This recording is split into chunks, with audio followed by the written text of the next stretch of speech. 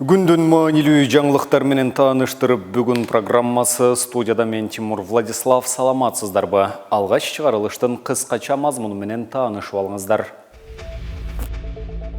Жапаров менен Жээнбековдун кудалашуусу бир топ саясатчыларды абактан чыгарды. Бишкектеги 1 май жана Свердлов округтарында кайра шайлоо 27 февралда өтөт. Ысык-Көл мейманканасынын ордуна административдик комплекс курулаары айтылууда.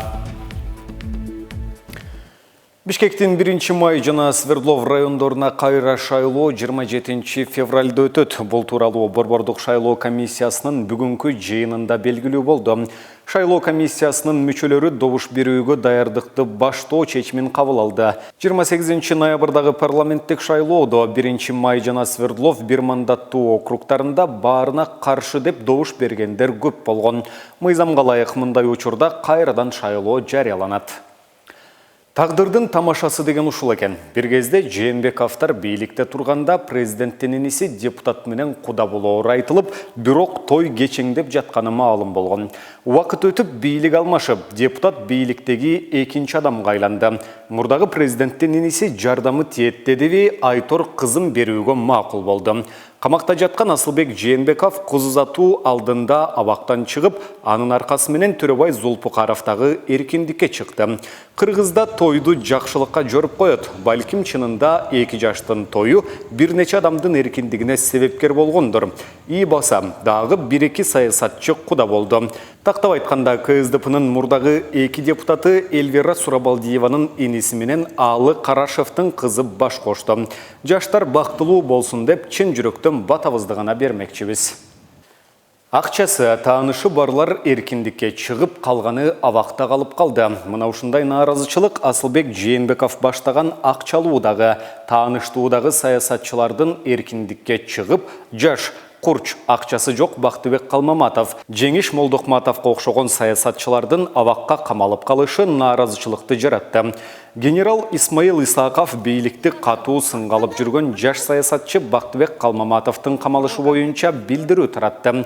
Анда бийликтин кош стандарттуу саясатын сынгалган. Эсиңерде болсо керек, 2021 жылдын 15 сентябрында Сонунбүбү Кадырованын, 17 сентябрда Абдраимов, Жетигенов, Асанов, Акаев, Мусакеевдер 100 000 киши алып чыгып бийликти алмаштырабыз деген лозунг менен митингке чыгат деп президентке жазган кайрылуусун президенттин администрациясында бурмалап, биздин Исмаил Исаковдун, Келдибековдун, Жолдошованын фамилияларын кошуп жазганын Кадырова өзү мен жазган катта фамилиялар жок эле. Ким Исаковдарды катка кошсо, аларды Кудай урсун дегенине карабай, мыйзамдарды одуно бузуу жолдору менен бизди суракка чакырып, конституциялык негизги укуктарыбызды тебелеп жатканда, мындай иш биздин администрацияда болгону туура эмес. Бул наносит большой ущерб основам Конституции деп билдирүү жасаганга эмнеге жараган жоксуңар? Өзүңөрдүн араңарда катты бурмалап, президенттин администрациясынын бетине көз сыйпап, кылмыш кылгандар кимдер деп айтылат билдирүүдө. Бүтүн Кыргызстан партиясынын лидери Адахан Мадумаров Бишкектин четиндеги Ысык-Көл мейманканасынын бузулуп жаткандыгына байланыштуу кайрылуу жасады. Бул тууралуу ал социалдык тармактагы баракчасына жарыялады. Анда саясатчы мейманкананы бузуу, ал жайгашкан жерге жана Кытай инвесторлору катышкан долбоорго байланыштуу болушу мүмкүндүгүн айткан. Идея кайдан чыкканы дагы бир аз белгилүү. Кеп Ысык-Көл конок үйүнө караштуу болгон жер жөнүндө. Себеби кезинде 2008-2009 жылдары Кытай инвесторлары менен ошол жерге бир имарат курабыз деген долбоор бар болчу. Ошол долбоорго Акылбек Жапаровдун дагы тиешеси болушу керек деген Мадумаров.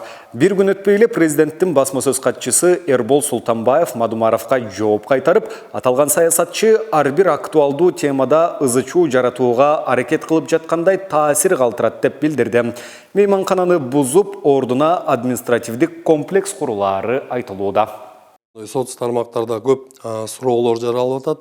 Биздин гостиничный комплекс Ысык-Көл боюнча бул имарат 1984 жылы курулган.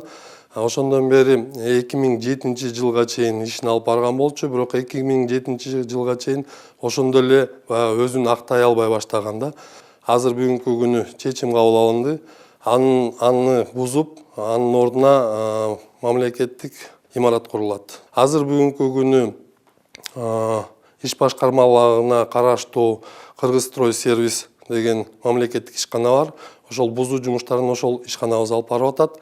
Анан эми келечекте болсо, мына жакында эле дирекция түзүлдү куруу иштери боюнча. 24-26 декабрь аралыгында Лейлек районунда Кыргыз-Тажик чегарасынан аткезчилик жол менен жүк алып өтүү аракети боюнча бир нече факты катталды. Чегара кызматы алардын биринде буйрукка баш ийбеген айдоочуну токтотуу үчүн 3 ирет эскертүү иретинде асманга ок атууга мажбур болушканын 27 декабрда билдирди. Маалыматка караганда кармалган жүктөрдүн болжолдуу суммасы 1,5 миллион сомдун тегерегинде. Айдоочулар жана жүктөр териштирүү иштерин жүргүзүү үчүн тиешелүү органдарга өткөрүлүп берилген.